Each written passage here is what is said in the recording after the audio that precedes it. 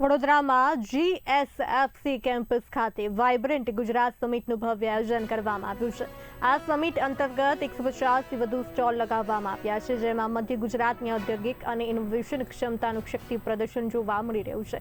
ઉદ્યોગ સાહસિકોએ જણાવ્યું કે આવા આયોજનો તેમને પ્રોત્સાહન આપે છે અને તેમના વ્યવસાયના વિકાસમાં મદદરૂપ બને છે।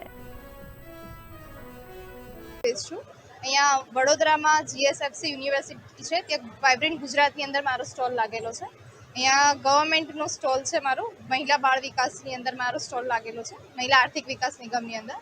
ઘણો બધો રિસ્પોન્સ સારો છે, ઘણી બધી અમને રોજગારી મળી છે। આજે ફર્સ્ટ ડે છે અને 3 તારીખ સુધી એક્ઝિબિશન ચાલુ રહેવાનું છે।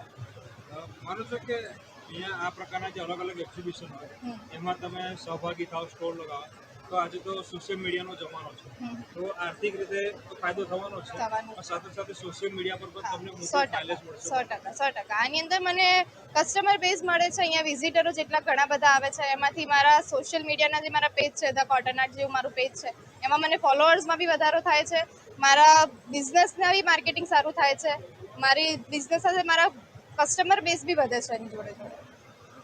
મેં અહીંયા હેન્ડમેડ જ્વેલરીનો સ્ટોલ લગાવ્યો છે વાઇબ્રન્ટ ગુજરાતમાં। તો બેન શું કહેશો, આ પ્રકારના આયોજનો થાય એનાથી તમારા જેવા જે મહિલાઓ હોય એમને કેટલો મોટો ફાયદો?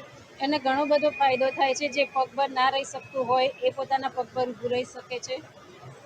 માનો છો કે અહીંયા સ્ટોલ લગાવે એનાથી તમને સારો રિસ્પોન્સ મળશે? હા, સારો રિસ્પોન્સ મળે છે, બધા લોકો જોવે છે, પછી ફોલોઅર્સ વધે છે। હા, નેટવર્ક વધે છે।